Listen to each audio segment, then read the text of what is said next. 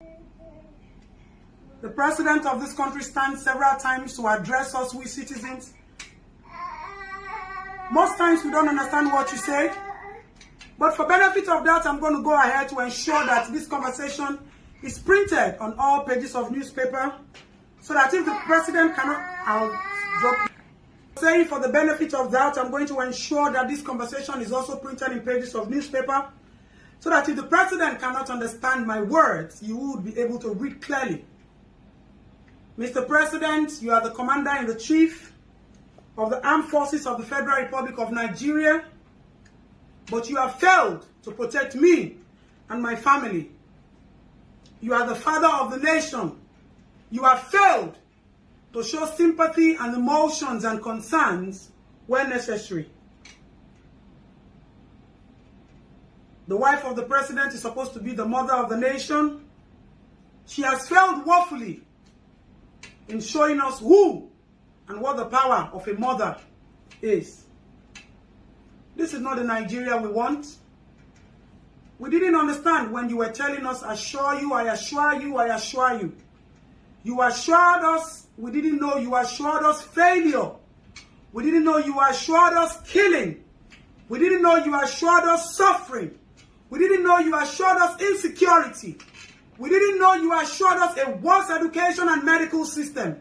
We didn't know you assured us the worst yet to happen, broad daylight in our own face.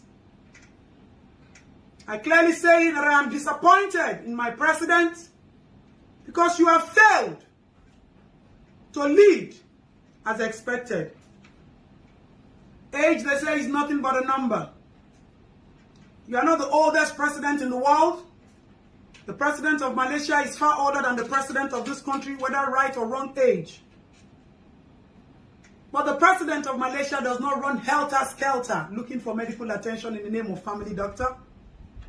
He has built his country. He has built his medical system. He has built insurance. He has built security and safety for his citizens, and he also benefits from it.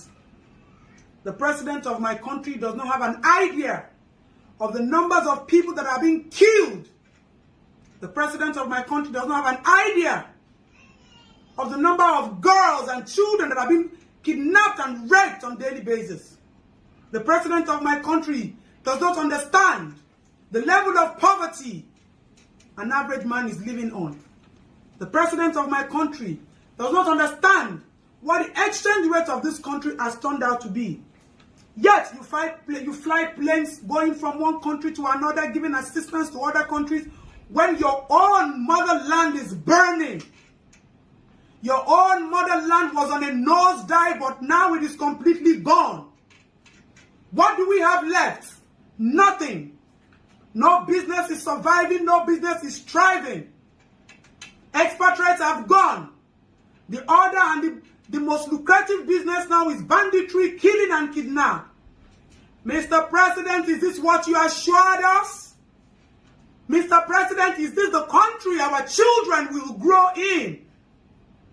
Mr. President, is this the labor of our past heroes? You are so insensitive and unconcerned.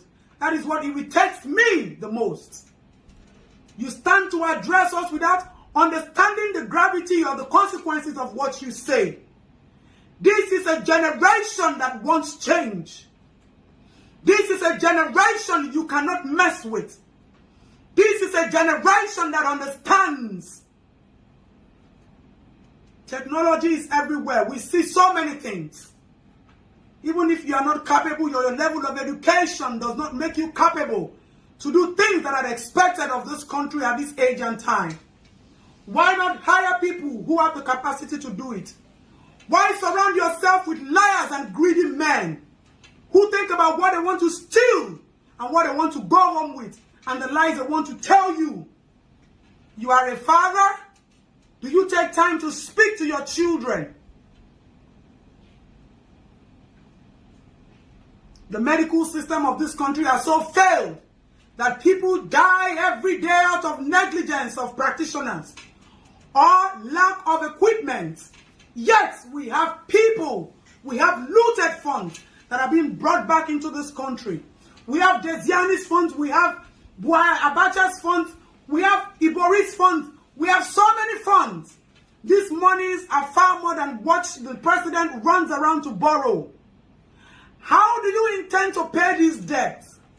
Nothing is functioning in this country. Mr. President, have you sold Nigeria? Let us know. An average citizen is dying in penury. You have so shamed us. Whether speeches have been written and given to you to read, or you write, you have shamed us locally and you have shamed us internationally, and we begin to ask ourselves, how did we get here? If this country is being controlled by political men, let us know. Because definitely, you are not the one in charge.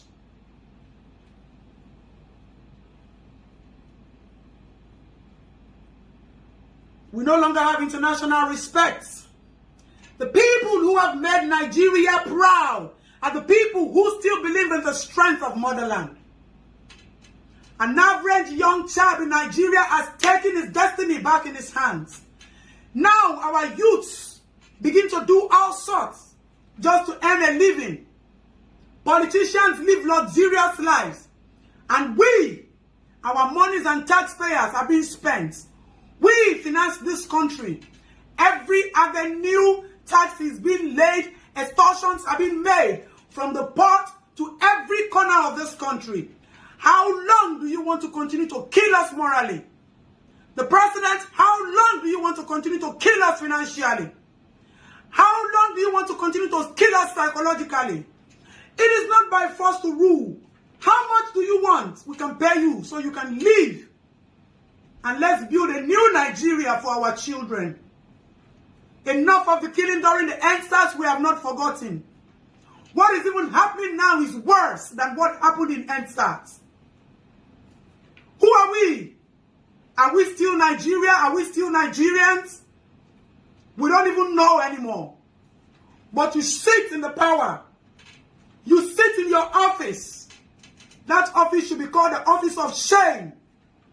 If the Chief Security Officer of the Federal Republic of Nigeria can say they do not have enough ammunition to protect its citizens, what are you doing with our monies?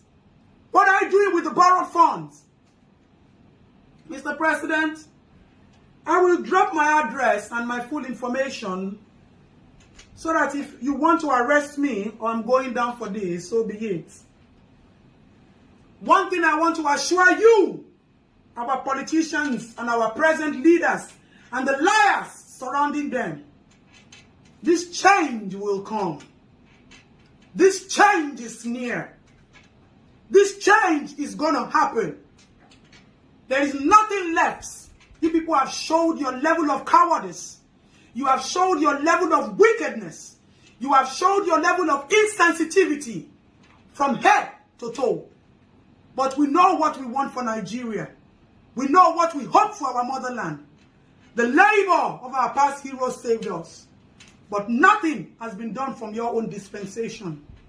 Mr. President, as the father that rules my country, I am ashamed that this is where you have pushed us. And I pray that sooner than you people think, this change will come.